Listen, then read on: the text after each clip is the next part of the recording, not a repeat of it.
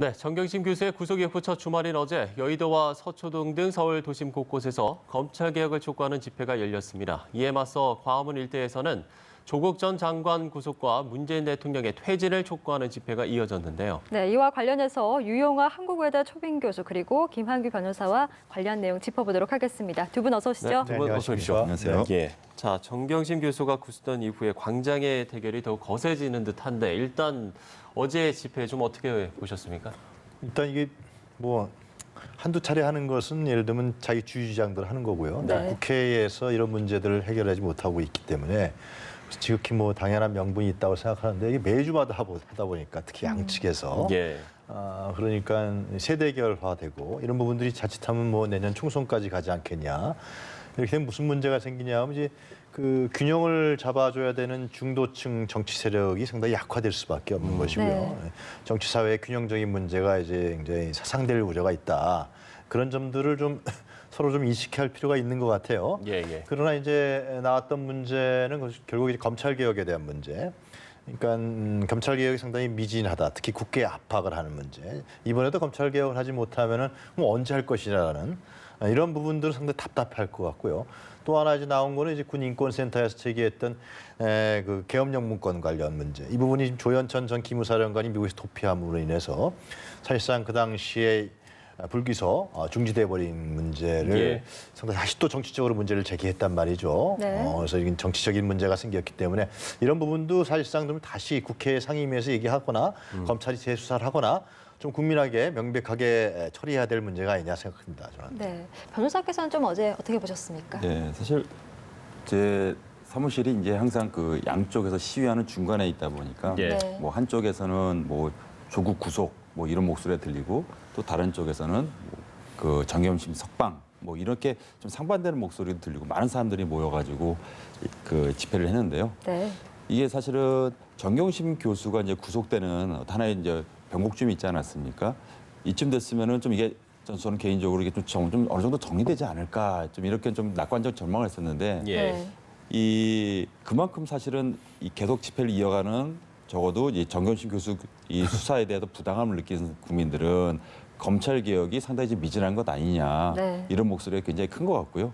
또 다른 측에서는 이제 정경심 교수도 구속됐으니까 조국 그 교수 더 나아가서 현 정부에 대해서도 굉장히 비판의 목소리가 큰 것 같습니다.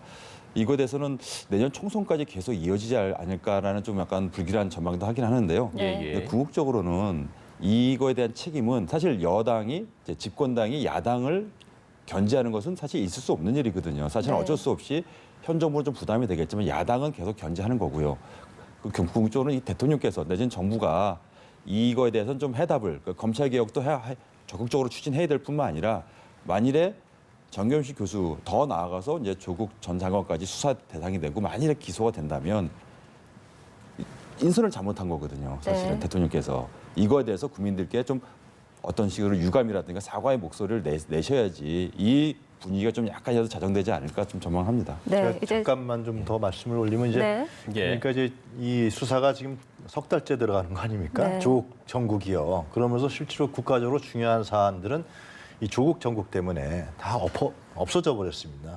국정 운영에서 중요한 축들 문제, 외교관계 문제라든가 한일관계 문제, 대북 문제, 경제 문제 이런 부분들은 지금 관심이 멀어져 버려서 국정에 있어서 모든 게 다 조국으로 지금까지도 이게 이어지고 있기 때문에 네. 사실상 그것은 국가적으로 생산적으로 봤을 때 건강성에서 굉장히 그 부정적인 의미를 갖고 있거든요. 조국 전 장관이 사퇴했고 또 정경심 그 교수가 구속됐기 때문에 이 문제는 이 상태로 국가기구에서 진행돼 나가는 것이고 나머지 부분에 대해서 중요한 정치적 사안과 국정운영 사안은 별도로 가야 되는데 이 부분들이 다 없어져 버리는 굉장히 심각한 상황으로 가고 있기 때문에 네. 이 부분의 틀을 빨리 국회나 여야가 잡아야 될 것 같아요. 네, 네, 조정 장관 이야기는 저희가 잠시 후 뒤에서 이제 이야기를 나눠보고 일단은 이제 그 집회 국면이 검찰 개혁 그리고 공수처 설치로 이제 넘어왔기 때문에 이 내용을 좀 먼저 논의해 보도록 해보겠습니다. 일단 공수처 설치 문제를 논의하기 위해서 여야 3당 대표가 이제 내일 만나게 됩니다. 민주당은 29일에 강행 처리 가능성을 내비치긴 했는데 워낙 자유한국당 반발이 심해서요. 좀 어떻게 전망하십니까? 그러니까 그것이 이제 사개특위에서 통과됐는데 패스트트랙으로 이후에 예. 그다음에 이제 그것이 부의되는 날짜 갖고도 논란이 있고요. 문희상 국회의장 같은 경우는 부의가 29일에 될 수가 있다. 그 다음에는 이제 상정 부분은 국회의장 권한이다. 이렇게 예. 되면서 또 네. 국회에서의 한번 대결이 예상되는 것 같은데요.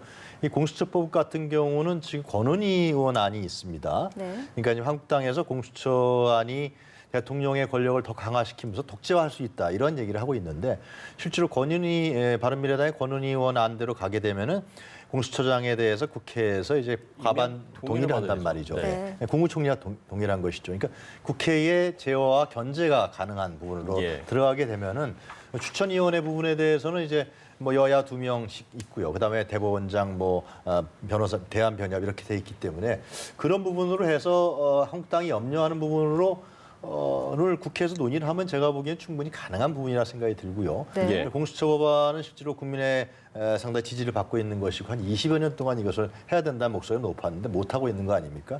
검찰의 어떤 권력적 독점 부분들을 막고 정치 검찰을 막기 위해서는 상당히 필요하다. 이런 부분들이 논증되고 있는데 이번에 국회에서 이 부분이 또 정치화돼서 정략화되고 또 정쟁화돼 버리면은 또 못 들어가는 측면들이 있습니다. 네. 가능한 좀 합의를 하고 그래서 이번에 좀 통과됐으면 좋겠다 그런 생각이 듭니다. 네, 예. 그런가 하면 이제 검경수사권 조정안에 대해서 윤석열 총장의 보완이 필요하다라는 이런 의견서를 냈는데 이게 좀 일단 전체적으로 어떤 내용인지 좀 짚어주시죠. 네. 간단히 요약하자면 예. 지금 패스트트랙에 상정된 이 검찰 개혁 검경수사권, 예. 법안에 대해서 그냥 전면적으로 좀 부정하는 네. 내용입니다. 예. 사실은 부정적이다. 네. 가장 큰 핵심이 이제 경찰에게 이제 수사 종결권을 주는 부분이랑 네. 그다음에 검찰의 직접 그 수사권을 축소하고 그리고 검찰에서 그 조사했던 이 피의자 신문조서의 증거 능력을 제한하는 세 가지 내용으로 볼 수 있는데요. 네. 네. 근데 어느 정도 이게 약간 모순되는 게 검찰의 논리도 약간 모순되는 게 있는 게 네. 일단은 경찰한테 일반 형사 사건에 대해서 이제 수사 종결권을 일차적으로 부여하는 것에 대해서 예. 검찰이 비판한 논리가 이제 검사의 수사에 대해서 검찰은 사법 통제를 강화해야 된다. 그것이 곧 국민의 인권을 보장한다. 취지는 굉장히 저도 공감합니다 개인적으로. 네. 사실은 이게 수사 통제로 기관으로 가겠다는 취지라면 그러면 수사는 경찰이 더 많이 하고 검찰은 통제한다면 검찰의 직접 수사는 축소하는 게 맞거든요.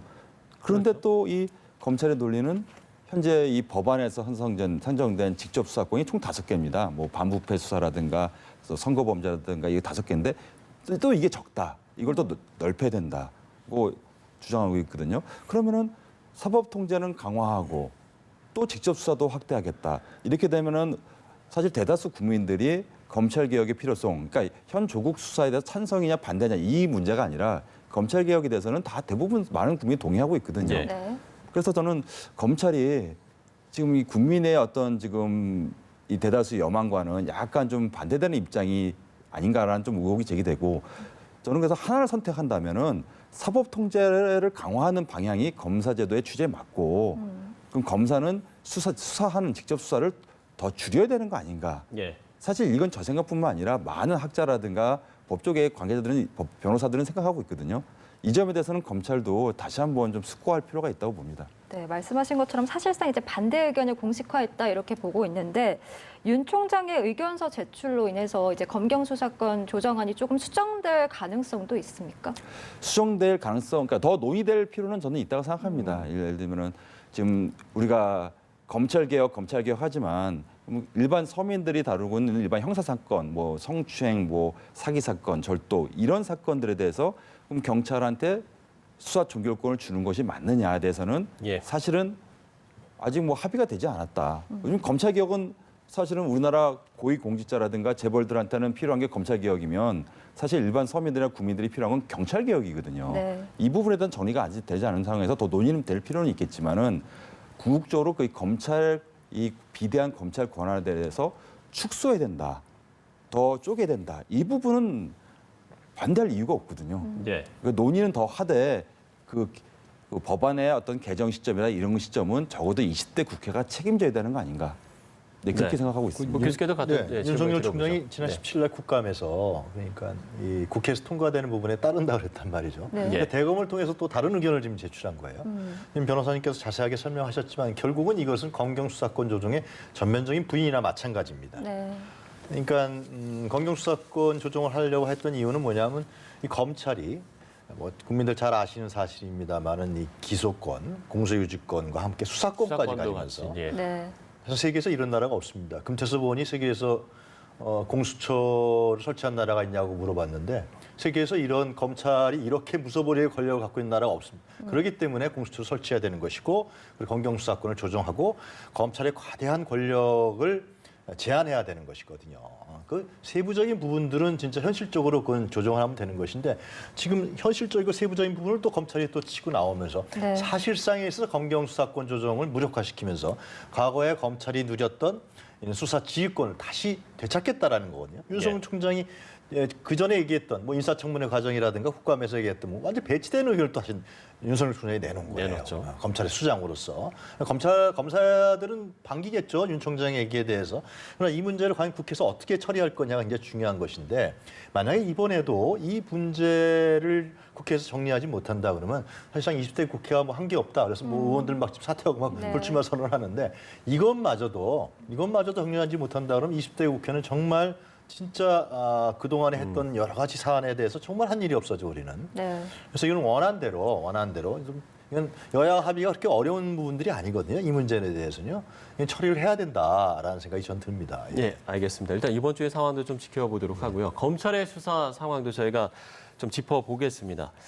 자, 일단 정경심 교수가 구속된 상태인데 구속 적부심을 고심하고 있다 이런 좀 얘기도 들리고 있습니다. 이게 좀 현실적으로 좀 가능성이 낮다는 얘기도 있던데요. 네, 사실 구속 적부심은 뭐 구속이 된 적격한 피의자가 건가 뭐 이제 합당하냐 심사- 이 문제인데요. 네, 네. 사실 통계를 보더라도 지난 한 해도 12% 정도밖에 인용되지 않았습니다. 네. 그리고 실무에서 인용되는 거는 대부분 어떤 피해를 줬는데 이 피해자랑 합의된 경우 이런 경우는 좀 적부심으로 석방되는 경우도 있는데요. 네네. 과연 정 교수 같은 경우는 그런 어떤 누구랑 합의된 사안도 아니고 다만 유일하게 고려될 점이 이제 건강 상태인데 예. 구속이 된 시점과 지금 현재 시점상에 건강이 굉장히 악화되었는지 더 악화되었는지 이 네. 문제거든요.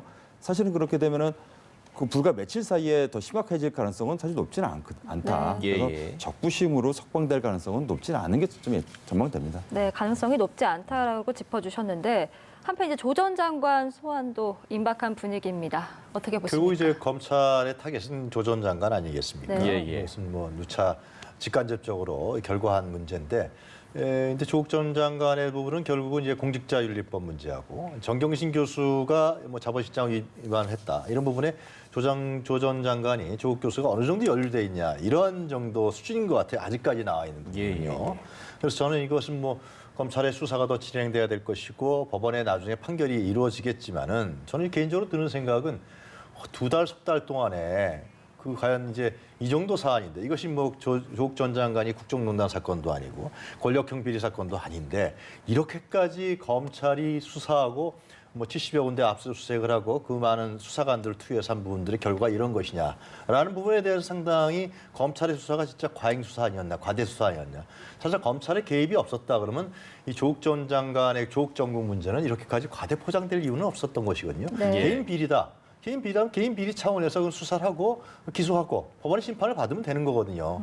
근데 온 나라가 완전히 이 조국 장관 문제로 지금까지도 주말에 네. 이런 집회까지 이어진 부분에 대해서는 저는 검찰이 이 문제 자꾸만 이제 어떻게 한다 그런 것보다도 빨리 좀 수사를 종결했으면 좋겠어요. 종결해서 빨리 매듭을 져야 검찰의 어떤 과잉 수사라든가 과대 수사 이런 부분들도 좀 예를 들면 좀 정리되는 이런 층으로 균형화되는 측면으로 가지 않을까 생각이 듭니다. 네. 예, 좀 변호사께 좀 질문을 드려볼게요. 일단 오늘도 지금 구속 이후에 두 번째 이제 정 교수에 대한 구속 이후에 지금 조사가 이뤄지고 있고 정 교수를 상대로 이 WFM 주식 12만 주를 취득한 경위 또 여기에 조 장관의 연루 가능성 이런 것들을 좀 정황을 일단 포착했다. 검찰에서 좀 이렇게 밝히고 있는 상황입니다. 지금 검찰의 수사 상황을 어떻게 보세요?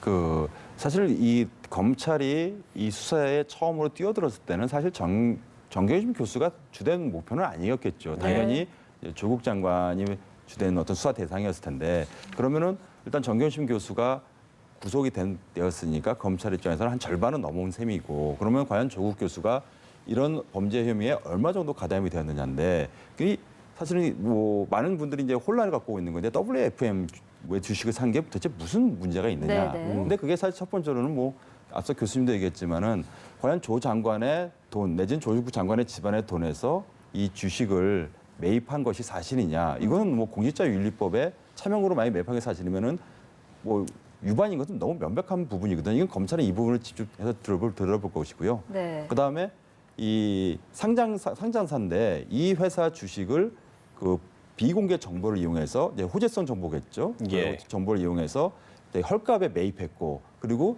그 며칠이 지난 후 이게 진짜로 호재성 공시가 나와서 만약에 급등했다면은 사실 이로 인해서 되게 싸게 주식을 매입했을 뿐만 아니라 많은 또 우리 개미들 있지 않습니까? 네. 개미들 입장에서는 여기에 뛰어들어서 사실 이런 거에 대해서 규율하고 있는 건 자본시장법이거든요. 네. 과연 뭐 현재로서는 수사가 진행되니까 아직 확실치는 않지만은 과연 조국 교수의 돈이라든가 이 사실을 어느 정도 인지하고 있는지 이 부분을 좀 집중해서 보지 않을까 보고 있습니다. 네. 또 이런 가운데 그 횡령 혐의로 구속됐던 오촌 조카죠. 이 조 씨가 정 교수가 이제 자신에게 속았다라고 혐의를 더 씌운 것에 대해서 굉장히 화가 난다 이렇게 좀 발언을 했습니다. 변호인들도 뭐 이 부분은 좀 미리 그 사기꾼으로 몰고 갈 줄 알았다 뭐 이런 발언도 했고요. 이런 발언의 취지 좀 어떻게 우리가 해석을 해봐야 될까요? 이것이 결국은 이제 정경심 교수의 법원에서의 다툼의 가장 중요한 부분이 될 것 같아요. 사모펀드 부분을 결국은 오촌 조카한테 속아서 사기를 당해서 이렇게 이런 부분들이 10억을 받게 되고 여러 가지의 논란이 있었던 부분들은 결국 오촌 조카한테 당한 것이다라는 게 이제 정경심 교수의 주장인 것이고 또 이제 그 김경록 PB도 이제 얘기하는 것은 결국 이제 정경심 교수가 제안서를 들고 왔었다라는 거 아니겠습니까? 그래서 이 부분은 상당히 이 접점이 뚜렷하게 대립되는 것 같아요. 오촌 조카하고. 근데 오촌 조카가 만약에 이렇게 했다면 또 사기죄가 들어가는 거 아니겠습니까? 네. 그래서 저는 이 문제가 결국은 법원에서 판가름 날 문제가 아니냐라는 생각이 듭니다. 그래서 과연 진짜 어느 사람이 진실인지 이 문제에 대해서. 근데 이 문제는 굉장히 중요한 사안인 게 결국은 정경심 교수의 유무죄를